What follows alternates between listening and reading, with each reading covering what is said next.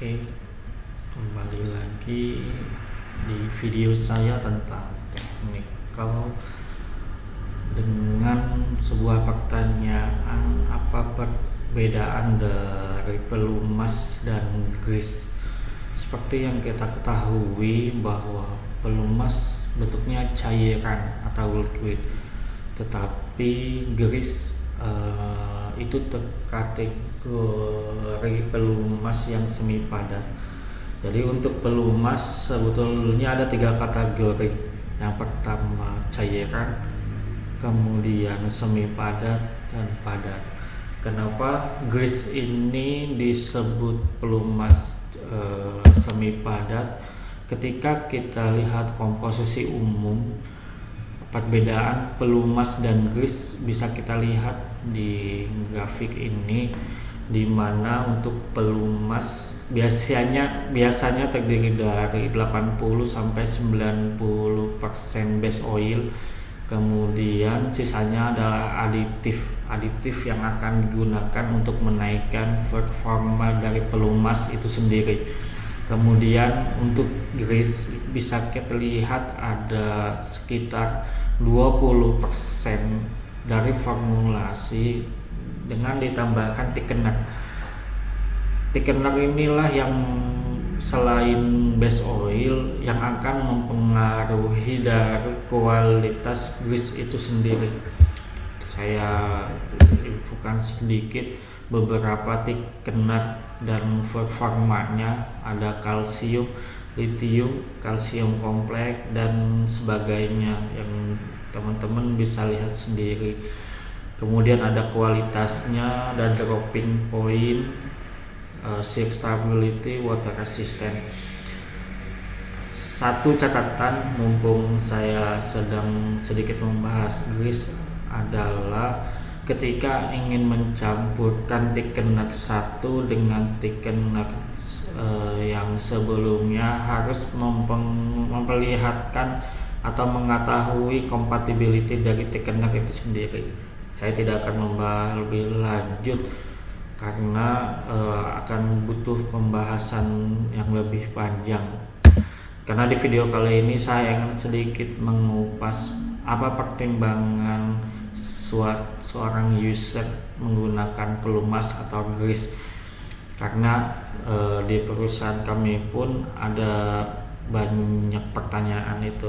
Biasanya sih ini difokus di gear dan atau bearing lah. Itu kan di industri ada gear atau bearing yang meminta grease kepada kami, atau ada yang lain yang meminta oli yang disesuaikan, nanti akan disesuaikan dengan speknya.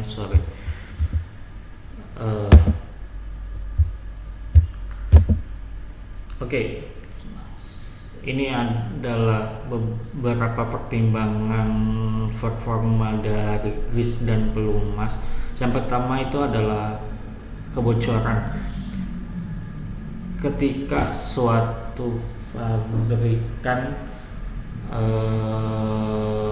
ingin memilih grease atau pelumas, maka faktor yang harus dilihat adalah kebocoran. Apakah kebocoran itu akan menimbulkan efek simultan?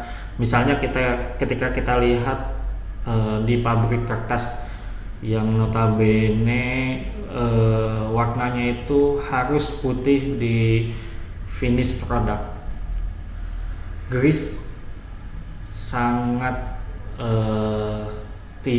presentasi kebocorannya sangat sedikit karena dia akan diam di dalam sistem.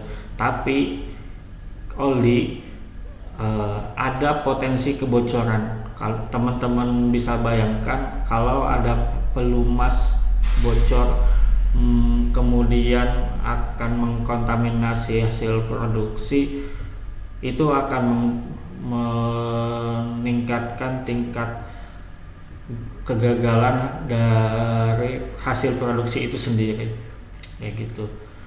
Maka untuk industri yang concern terhadap kebocoran, itu bisa menggunakan grease di dalam aplikasinya. Kemudian adalah kontrol kontaminasi yang biasanya bersumber pada debu, air, dan yang lain-lain. Seorang maintenance atau engineer harus bisa mempertimbangkan apakah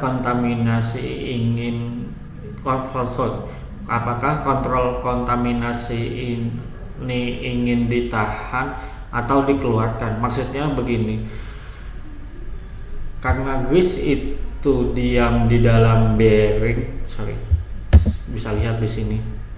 Ini grease diam di dalam bearing, kemudian ini pelumas dia mengalir di dalam sistem. Itu. Oke ya, bisa dilihat. Kita kembali lagi ke sini. Jadi grease akan mempunyai sifat menahan kontaminasi itu tidak kemana-mana. Artinya hanya di dalam bearing itu. Seperti yang kita ketahui bahwa sistem sangat potensial untuk bisa terkontaminasi dari debu atau air. Ini faktor-faktor inilah yang akan mempercepat korosi di dalam mesin, kayak gitu. Tapi ketika debu dan air ini ditahan di tempat itu saja, maka grease lah fungsinya situ. Tapi jika usernya ingin lebih kepada mengeluarkan kontaminasi itu, maka pelumaslah solusinya, karena sifat pelumasan ini akan keluar dari sistem bearing menuju filter, kayak gitu. Nanti akan berkorelasi dengan 2 poin di bawah, yaitu. Kemudian lokasi lebih ke sini.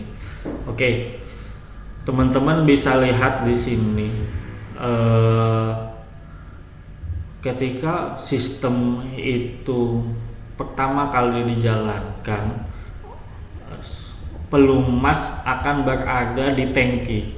Maka ketika dia pertama kali dijalankan, dia butuh 10-10 detik masuk dalam sistem. Artinya ketika 10-20 detik itu pertama, grease tidak akan ada pelindung. Artinya potensi bondary lubrikasinya akan semakin tinggi, kayak gitu. Tapi untuk grease dia sangat bagus untuk tipe gear yang memang stop and go nya dengan interval tinggi, kayak gitu. Karena dia diam di dalam sistem, jadi selama 24 jam dalam 7 hari dia akan di dalam sistem, dan dia akan tetap melumasi, kayak gitu. Hanya saja untuk pemindahan panas ini kita lihat di sini untuk faktor jalur pelumasan.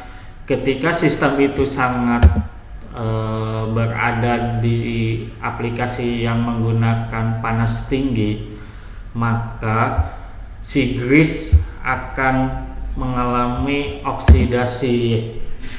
Karena apa?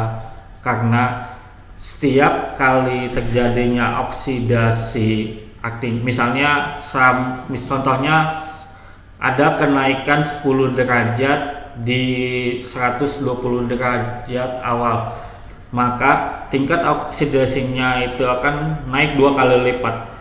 Bisa dibayangkan base oil yang merupakan penyusun dari grease akan mengalami penurunan kualitas yang sangat tajam.